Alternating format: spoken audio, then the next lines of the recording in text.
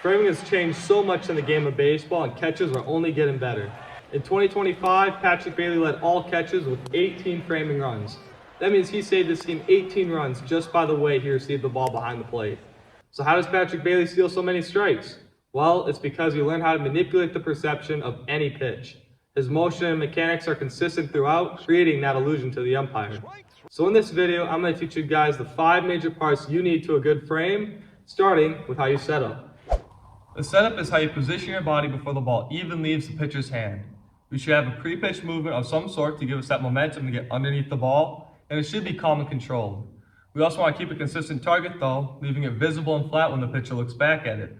After that glance, we can relax the wrist and drop the pocket straight down. In my last video, I talked a little bit about posture and we should have a tall upper body. Now I want to build on that. A really easy way to create more space is to bring our pec slightly forward so we close the gap between our legs and our chest. That way it'll give us the arm the room it needs to be most efficient back to the middle of the zone. The next important part of framing is understanding how to approach a pitch. Basically, your perception of how that pitch is coming to you to shape it back to the zone. For example, you don't want to approach a slider like you would a fastball. A fastball works more up and down versus a slider works more left and right. You want to match the plane of the pitch, counteracting the direction to make a sharp line back to the middle of the zone. You can even think about starting your glove closer to where you called that pitch to make that line easier. Oh, and remember, you don't need to frame everything either. Picking the right pitch to frame is just as important as the frame itself. You want to build that trust as soon as possible with the umpire to capitalize on those bigger calls later in the game. The difference between an average catcher and an elite catcher comes from glove movement efficiency. And it's exactly what it sounds like.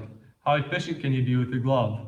A lot of catchers tend to do too much. When you watch guys in the MLB, they're very direct and intentional, and there's very little wasted glove movement.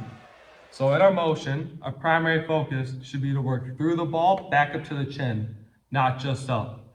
In order to do this, we're going to lead with the elbow and extend the wrist forward, but don't lock out the elbow. This is because a straight arm can't absorb force, and it's going to kill your strength. So to finish, we want to have a slight bend in our arm and freeze that glove. Now that you understand the motion, it's not going to do you any good if your timing is off. And timing is really just recognizing rather than reacting. A major reason why so many catchers have a bouncy glove is because they start their motion good, but somewhere after that, they bring it up and react, creating that bouncing effect when they bring it back down. So we really need to recognize that pitch early out of the pitcher's hand, and a strike needs to be as late and as patient as possible. Really let that pitch travel you before you make that forward motion. The last important part to a good frame comes from strength and stability.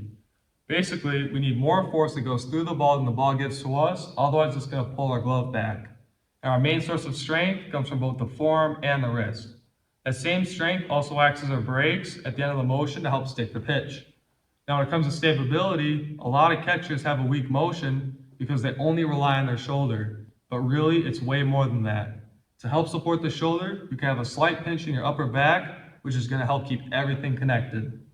So to recap, there are 5 major parts to a good frame: your setup, approach, motion, timing, and strength. If you haven't already, be sure to check out the stances video, as it's the foundation for everything you do behind the plate.